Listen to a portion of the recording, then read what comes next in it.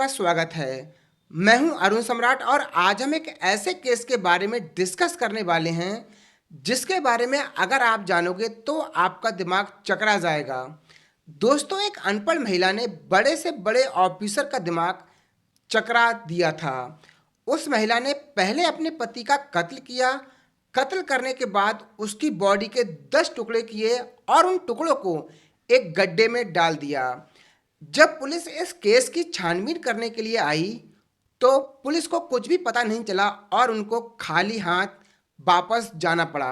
तो दोस्तों, आज हम जिस घटना के बारे में बात करने वाले हैं, ये घटना घटी है महाराष्ट्र प्रदेश के जिला नासिक में। यहाँ पर एक तहसील पड़ती है सुरगना। इस तहसील में एक गांव लगता था मालगोड़ा। इस गांव में दो भाई रहते थे। बड़े भाई का नाम यशवंत था जो लगभग 43 साल का था और छोटे भाई का नाम उत्तम जो लगभग 35 साल का था।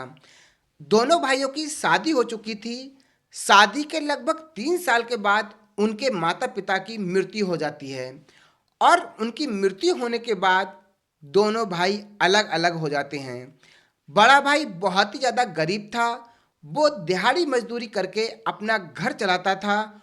लेकिन छोटा भाई थोड़ा पढ़ा लिखा था। वो सुरगना तहसील में एक दुकान पर मुंशीगिरी करता था। वो पर डे सुबह दुकान पर जाता था और शाम को घर वापस लौटकर आता था। जब उत्तम को 3-4 दिन से अपना बड़ा भाई यशवंत नहीं दिखता है तो वो अपनी बीवी से पूछता है कि मैंने 3-4 दिन से भैया को नहीं देखा है क्योंकि मैं सुबह दुकान पर जाता हूँ और शाम को ही घर वापस लौट कर आता हूँ। क्या तुमने 3-4 दिन से भैया को देखा है? तो कमला कहती है कि मैंने भी 3-4 दिन से जेठ जी को नहीं देखा है और ना ही वो अपने घर आए हैं।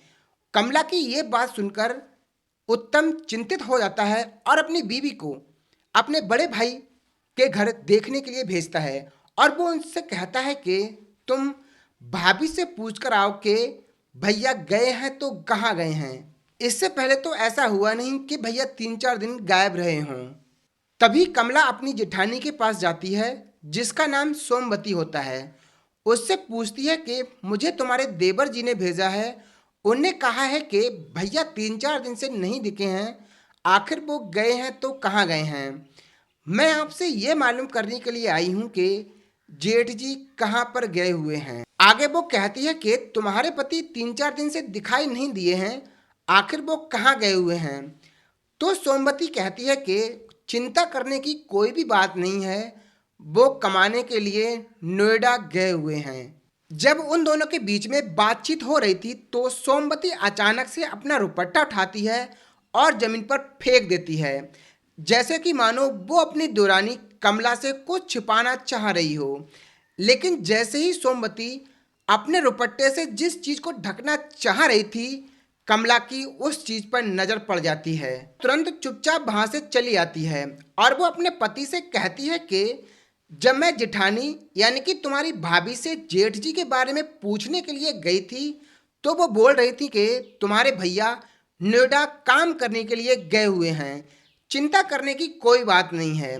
लेकिन जैसे ही हम दोनों के बीच में बातचीत चल रही थी तो जेठानी जी ने यानी कि तुम्हारी भाभी ने अपना दुपट्टा जेठ जी की चप्पल पर फेंका था, जैसे कि मानो वो मुझसे एक चप्पल छुपाना चाह रही हूँ। लेकिन वहां पर मैंने जब इर्द गिर्द देखा तो उनकी दूसरी चप्पल मुझे कहीं भी दिखाई नहीं दी। आगे कमला कहती है कि मुझे दाल में कुछ काला लग रहा है। उत्तम सोच में पड़ जाता है क्योंकि उसका भाई बहुत ही ज़्यादा गरीब था। उसके पास पहनने के लिए ओनली एक जोड़ी चप्पल ही थी। वो सोच में पड़ जाता है कि भैया की एक चप्पल गायब है और दूसरी चप्पल को भाभी छिपाने की कोशिश कर रही हैं। कहीं भैया के साथ कोई अनहोनी ना हो गई हो। वो आसपास के एरिया में पूछताछ करता है कि आप लोगों ने मेरे भैया को क्या 3-4 दिनों से कहीं देखा है या फिर नहीं। लोग बताते हैं कि हमने आपके भाई को 3-4 दिन से कहीं नहीं देखा है। जब उत्तम को अपने बड़े भाई यशवंत का कुछ भी पता नहीं चलता तो वो पास के थाने में जाकर रिपोर्ट लिखवाता है। वो कहता है कि मेरे बड़े भाई का नाम यशवंत है, जिनकी उम्र लगभग 43 साल होगी। उनका 3-4 दिन से कुछ भी पता नहीं चल रहा है। जब मैंने भाभी से पूछा तो उन्होंने कोई सही जवाब नहीं दिया। लेकिन वो अपने रुपट्टे से भैया की चप्पल को छिपाने की कोशिश कर रही थीं। आप एक बार आके देख लीजिएगा, कहीं मेरे भैया के साथ कोई अनहोनी ना हो गई हो। पुलिस वाले अगले दिन उत्तम के गांव पहुंचते हैं और जब आसपास के एरिया में पूछताछ करते हैं तो यशवंत का कोई भी पता नहीं चलता। तभी पुलिस उत्तम की भाभी के घर जाती है और यशवंत के बारे में यशवंत की पत्नी से पूछताछ करती है कि यशवंत का 3-4 दिनों से कोई भी पता नहीं चल रहा है। तुम्हारा देवर एफआईआर करा के आया है, तुम्हारे पति गए हैं तो गए कहाँ हैं? तभी सोमवती कहती है कि मेरे देवर का दिमाग पगला गया है, वो नोएडा काम करने के लिए गए हुए हैं, हमें पैसे की वजह से बहुत ही ज़्यादा दिक्कत हो रही थी, इसलिए वो मुझे घर पर छोड़कर नोएडा काम करने के लिए गए हुए हैं। उन्होंने मुझसे कहा है कि मैं 2-3 महीने में तुम्हें भी नोएडा बुला लूँगा। सोमवती पुलिस वालों से कहती है कि अगर आपको मेरी बात पर यकीन नहीं है तो आप नोएडा में इस कंपनी में जाकर मेरे पति को देख सकते हैं। सोमवती पुलिस वालों को एक कंपनी का नाम बताती है और कहती है कि जिस किसी बंदे को अगर मेरी बात पर यकीन नहीं है तो वो नोएडा जाकर इस कंपनी में मेरे पति को काम करते हुए देख सकता है। पुलिस को देखकर लोगों की बहुत ही ज्यादा भीड़ लग जाती है कि मानो जैसे वहां पर कोई मेला लगा हुआ हो। तभी उनमें से एक व्यक्ति पुलिस वालों से कहता है कि साहब, उस शौचालय के पास में एक गड्ढा है, उस गड्ढे में से अजीब सी स्मेल आती रहती है, अगर आप उस गड्ढे के पास चल के देखोगे तो आपको जरूर कोई ना कोई सबूत मिल जाएगा। तभी पुलिस उस शौचालय के पास बने हुए गड्ढे की तरफ जाती है और उस गड्ढे में देखती है तो उस गड्ढे में बहुत सारा गोबर भरा हुआ होता है। उस गड्ढे का गोबर पुलिस गांव वालों की मदद से खाली कराती है। गड्ढे का सारा गोबर निकालने के बाद भी पुलिस को कोई भी सबूत नहीं मिलता।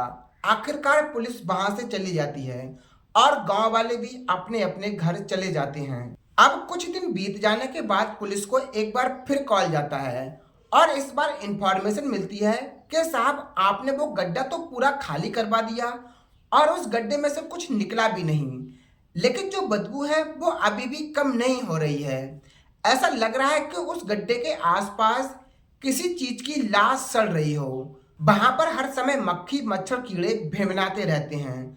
साहब, आपको एक बार फिर से आके देखना चाहिए। जब पुलिस उस व्यक्ति की बात सुनती है और एक बार फिर से पुलिस मालगोड़ा गांव, जहां पर उन्होंने उस गड्ढे को खाली करवाया था, वहां पर पहुंचती है। उस गड्ढे के पास में एक शौचालय का टैंक बना हुआ था।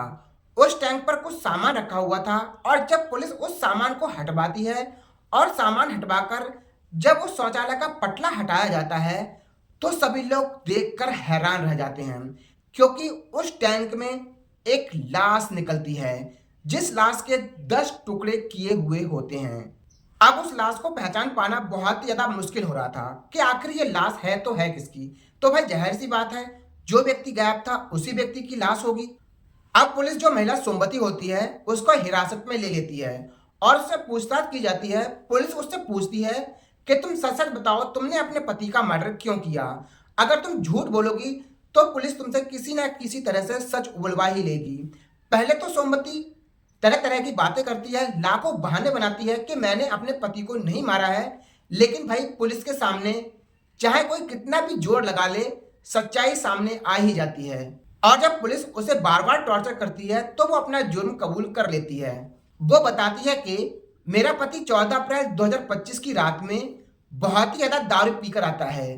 मैंने घर पर दाल चावल बनाए हुए होते हैं, लेकिन उसको दाल चावल पसंद नहीं होते हैं और जब मैं उसके लिए खाने के लिए थाली परोस कर लेकर जाती हूँ तो वो उस थाली को फेंक देता है और मुझे गंदी गंदी गालियां देने लगता है। गालियां देते हुए वो मेरी बहुत ही बुरी रहमी से पिटाई करने लगता है। वो मुझे इतनी बुरी बेरहमी से मारता है कि मेरी गर्दन को दबाने लगता है। जब मुझे सांस नहीं आती है तो मैं अपने बचाव के लिए पास में रखी हुई कुल्हाड़ी को उसके सर पर बहुत ही जोर से मारती हूँ और वो गिर जाता है। जब मैं उसकी नाक पे हाथ रखकर देखती हूँ तो उसको सांस नहीं आ रही होती है।